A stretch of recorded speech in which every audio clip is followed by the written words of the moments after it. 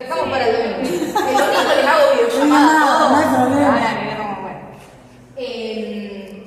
Estos filósofos estaban organizando en el año 1949 el primer Congreso Internacional de Filosofía. ¿Sí? Lo estaban organizando entre ellos. Y esto llega a oídos de Perón. ¿Sí? Y Perón dice, me interesa ese lugar. Ese es un lugar estratégico. Bajen recursos ahí. Tampoco la flashen en colores, medialunas, café, mate cocido, los mismos recursos que tenemos nosotros para hacer políticas. Y dice, pero y yo voy a ir y quiero hablar.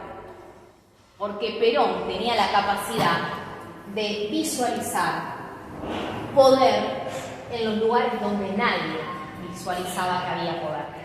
¿Se entiende? Esto también es algo que tenemos que pensar. A veces nosotros creemos que el poder está en el lugar donde nos indicaron con el dedo que está. Y posiblemente esté en un lugar bastante tapado, ¿se entiende? La posibilidad de construcción de poder que nosotros prima facie no lo vemos y que tenemos que empezar a romper un poquito con estos esquemas que tenemos en la cabeza. Todos los sectores sociales, libertarios y bla bla. Pero no es que ese sector se dedica específicamente a eso. Ese sector se dedica a construir argumentos fuertes para fundamentar acciones políticas. ¿Se entiende? En filosofía te enseñan que este argumento vos lo podés convertir en el más fuerte para ganar una discusión en la asamblea, pero también lo podés convertir en el más débil para que pierda la discusión en la asamblea. ¿Se entiende? Full poder. Full poder. Entonces Perón lee esto y dice, yo voy a ir a este lugar. ¿Se entiende? Donde van a estar sentados todos los que fundamentan a la izquierda, a la derecha, al capitalismo y nos exigen a nosotros. ¿Qué nos exigen en ese momento, en ese año? Nos exigen que sentemos posición. Que digamos de una vez por todas si Argentina, si la Argentina peronista es capitalista, es de derecha o es de izquierda, es comunista. ¿Se entiende? Perón va a este lugar y da este discurso que sale publicado bajo el título de Comunidad Organizada. Cuando uno se introyecta en el texto, ¿sí?, se encuentra con el nombre de un montón de filósofos de toda la historia de la filosofía. ¿Bien? Entonces te aparece Protágoras, Descartes, Kant, Plotin, bueno, es un bolón. Pueden saltear esas cosas y concentrarse en las ideas que propone Perón en este texto, ¿sí? Entonces Perón se para en este Congreso Internacional de Filosofía frente a toda esta gente y dice... imagínense que había pensadores cuyas teorías fueron utilizadas, pensadores cuyas teorías, yo no estoy acusando a nadie, cuyas teorías fueron utilizadas para fundamentar el gobierno de Hitler. ¿Entiendes? Sí. O sea, estamos hablando de pesos pesados del pensamiento. Bueno, Perón se para y dice, bueno, yo tengo un par de cosas para decirle al auditorio. Dice, punto número 1, en Argentina estamos pensando. La mitad del auditorio se infartó. Occidentales, europeos más Estados Unidos, ¿sí?, más yanquis, eran los que estaban ahí. Se infartan, dice, no te puedo creer que esta monada, la monada piensa. Dice, y en segundo lugar, le voy a decir qué es lo que estamos pensando desde Argentina frente a esta exigencia de que tomemos posición por un polo o por el otro. Y recurre, ¿sí?, a un esquema que construye Aristóteles de esta gira, filósofo griego, padre de la lógica. Idiota. Es un tipo en extremo inteligente, porque le habla a cada sector en el lenguaje que maneja cada sector. Entonces, el domingo se van a tener que sentar a leer. No nos corre la información. Nos corre, nos llegamos. Bueno, entonces, en el marco geopolítico de ese momento, el mundo estaba organizado en dos polos. ¿Se entiende? Estaba organizado los países que respondían al capitalismo y los países que respondían al comunismo. ¿Sí? ¿De dónde parte este tipo de organización geopolítica, este tipo de organización internacional? De que Occidente se piensa con dos categorías. ¿Se entiende? Nuestro sistema educativo argentino hunde sus raíces en el sistema educativo europeo, fundamentalmente el francés. ¿Se entiende? Entonces ustedes van a poder rastrear en su propia trayectoria pedagógica que fueron formados con dos categorías de pensamiento. O es bueno o es malo, o es de derecha o es de izquierda. Que diga Perón si Argentina es de derecha o es de izquierda. Y Perón le dice, ustedes piensan así. nosotros pensamos con 3 categorías. Y ahí la termina de quedar la otra mitad de la vida. Dice, pero nosotros pensamos con 3 categorías. Nosotros no somos ni capitalistas ni comunistas, nosotros somos una tercera posición ideológica. El justicialismo como movimiento, en términos técnicos, es una tercera posición ideológica. Y ahí recurre al esquema de Aristóteles, que tiene 2 polos opuestos. Ustedes imagínense que están unidos por un hilo, ese hilo está atravesado por una daga, era re fantasioso, está atravesado por una daga, ¿sí? Aristóteles lo usa en el libro titulado Ética Nicómaco, donde expresa su pensamiento sobre cuestiones éticas, ¿sí? Y lo que va a decir Aristóteles es, no se trata de no tomar vino, tampoco se trata de tomar un viñedo entero.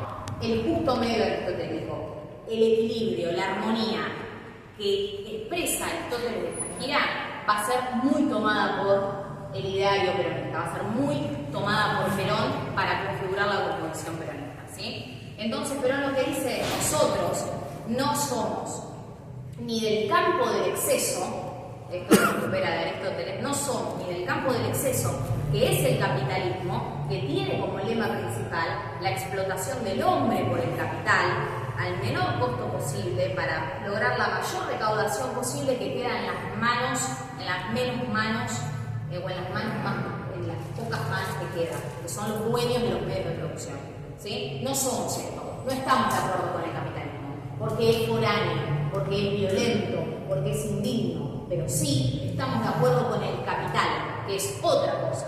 Nosotros necesitamos capital para generar fuentes dignas de trabajo, ¿entienden? Y respecto del polo del defecto, donde engloba las ideologías de izquierda, la lucha que enarbola la defensa de los derechos de los obreros, pero no lo hacemos del modo en que lo hacen los países que comulgan con el comunismo, porque la historia de los sectores del trabajo, de los europeos y de los argentinos es completamente diferente, ¿sí? Entonces, en primer lugar, lo que plantea el comunismo, ¿sí?, es algo que no hace mella en la argentinidad.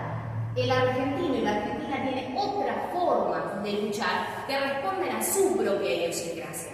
El argentino no es europeo, es otra cosa. Por más de que intenten encajar con Forsyth, no encajan. No encajan.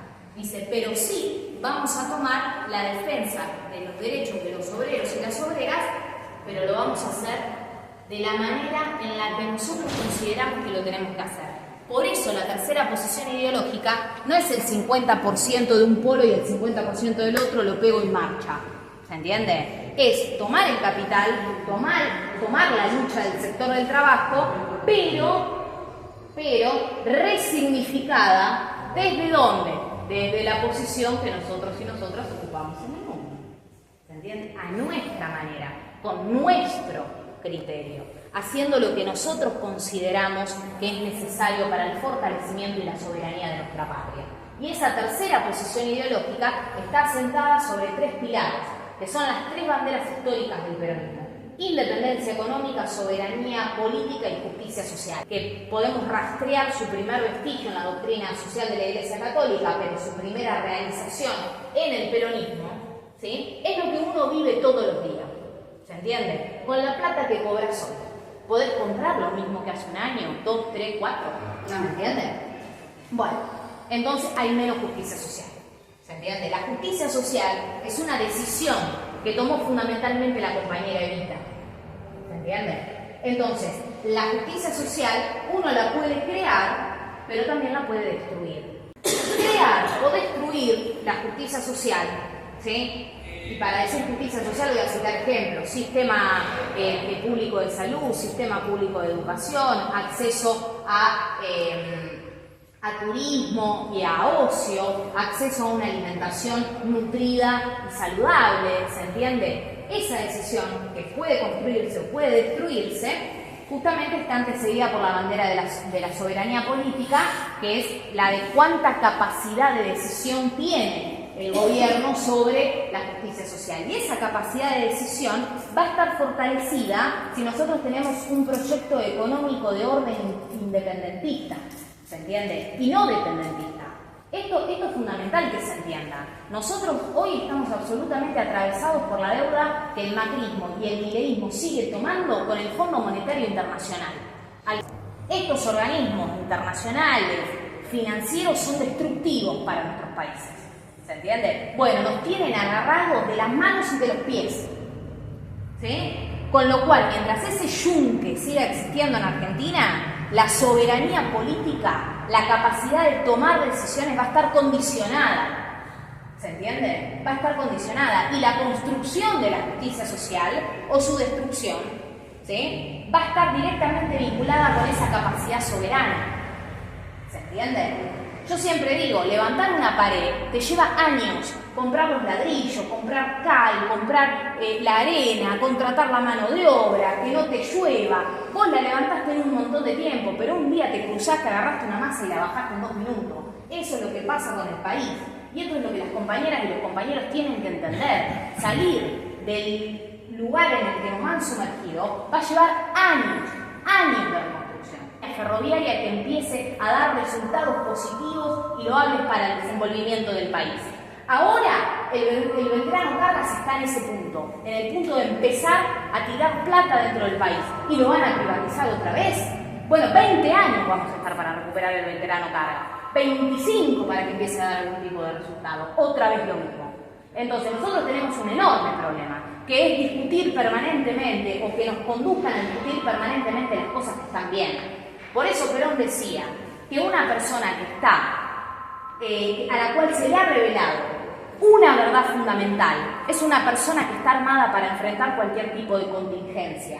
Pero si a esa persona, esa verdad fundamental que tiene que ver con la defensa de sus propios intereses, para ser una persona más feliz en el corto lapso que estamos en esta vida, esa verdad no se le ha sido revelada, entonces queda como un campo arado, donde los enemigos empiezan a implantar tesis verosímiles que tienen aspecto de verdad, por eso el pueblo las compra, pero que en el fondo son mentirosas, convirtiendo al pueblo que tiene conciencia de sí mismo en una masa que puede ser llevada por las narices para cualquier lado. ¿Se entiende? Entonces, miren, si formamos de adoctrinar, no es una enorme responsabilidad que tenemos como militantes sindicales. No hay más tiempo que perder.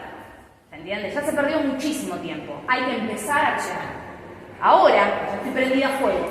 Les voy a leer la definición que da el peronismo. Estoy archivando. Me indignó ver cómo esta gente, sin partido político, todo estrategia mental, no son ningunos idiotas, no son ningunos loquitos. Saben perfectamente a qué intereses responden y saben cómo tienen que hacerlo. Así que no nos quedemos discutiendo si Milei es psicópata o es psicótico o es esquizofrénico o es... Respetemos también a las personas que tienen problemas de salud mental. Y si los tiene, respetémoslo en ese sentido y vayamos al punto crucial, que es que el tipo está haciendo todo lo que los poderes concentrados económicos quieren que haga. ¿Se entiende? No nos distraigamos con idioteces, con lo que dicen los programas de televisión. Esta gente asumió el gobierno sin partido político, flameando la bandera de la libertad. Esa es una tesis verosímil, que el pueblo la compró después de acarrear años de frustración y estancamiento, cuando no de deterioro de su propia calidad de vida. Entonces, ¿cómo no la va a comprar? Si nosotros no ofrecimos nada mejor. ¿Se entiende? Pero lo que me pregunto yo y lo que le preguntaba a los compañeros en ese momento es ¿qué piensa el peronismo acerca de la libertad? Y es como que tenemos que estar en contra, como si no tuviésemos definición. Perón dice lo siguiente de la libertad. Dice, la cuestión sustantiva que debemos plantearnos es la de la libertad. Pero ciertamente esa libertad ficticia con la que los agitadores engañan frecuentemente a la humanidad, sin la gran libertad que es ante todo autodeterminación ante la responsabilidad. La libertad no nos permite hacer en todo momento lo que deseamos, sino que nos permite elegir entre las diversas posibilidades que a un tiempo se nos ofrecen. Su requisito indispensable es, por tanto, la concurrencia de estas posibilidades, que el hombre pueda elegir entre varias. Pero si al hombre se le cierran todos los caminos excepto uno, si se le convence que no existe más que una manera de sentir, de pensar y de obrar, ese hombre deja totalmente de ser libre. Es simplemente el instrumento mecánico de una doctrina superior, de una fuerza absoluta. Es la espada de una intransigencia solo comparable a los peores absolutismos de la historia.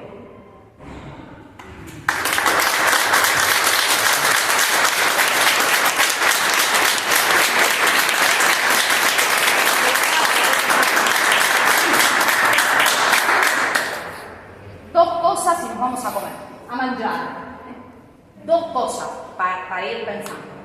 Para el peronismo, libertad y responsabilidad son dos caras de una misma moneda.